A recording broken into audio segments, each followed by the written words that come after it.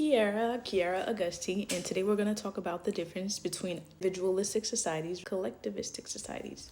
Individualistic cultures mostly focus on the self. People see themselves as independent and they prioritize their personal goals. They have values like autonomy, self-expression, identity, personal achievement. Collectivistic societies, on the other hand, they focus on the group. People see themselves as part of a larger social unit, family, community, and they prioritize harmony, loyalty, and group decisions. One example of an individualistic value, especially here in the US, is kids being pushed to move out at 18. Collectivistic societies really accept and promote children staying in the home until they're, married, especially for women in their 30s, late 30s. That is an experience of mine.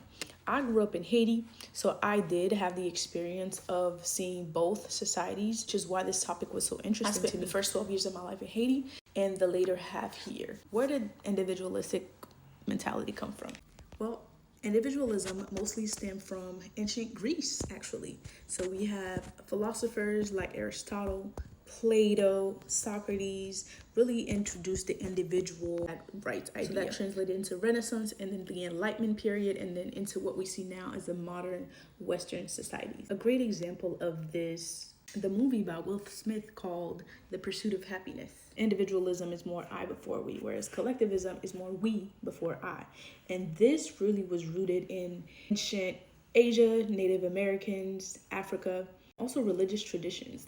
Christianity, Islam, they really emphasize collective duty and shared survival. If you were to interview one person from each side, an individualistic person would say, I'm creative, I'm ambitious, I have big dreams, whereas somebody from the East Asian culture would say, I am a daughter, I am a friend. So they're always describing themselves in relation to someone, something else or someone else. Both really aim to create order and meaning to human life, but they emphasize different priorities. One strength of individualism is innovation.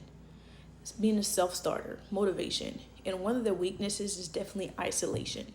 Collectivism sustains families, the unit, and one of the weaknesses would definitely be suppressing individuality. Before I even started this study, I definitely had in mind that automatically individualism would probably lead to, higher rates of depression. I actually found a study at the Icahn School of Medicine in Mount Sinai in Romania. They did a study during COVID-19 and actually found lower depressive symptoms in collectivistic societies. Research kind of backs up that collectivistic societies may also have these depressive symptoms, but there's a stigma attached to it. I could definitely attest to that because growing up in Haiti, you don't hear, I am depressed, I am sad. It's definitely mostly, self-medicated, whether it's through drinking, or eating, partying, but it's definitely never a conversation, especially not happening between adults and children. In conclusion, progress is not choosing one over the other, rather integrating the two to create communities that honor I as well as we. I hope you enjoy.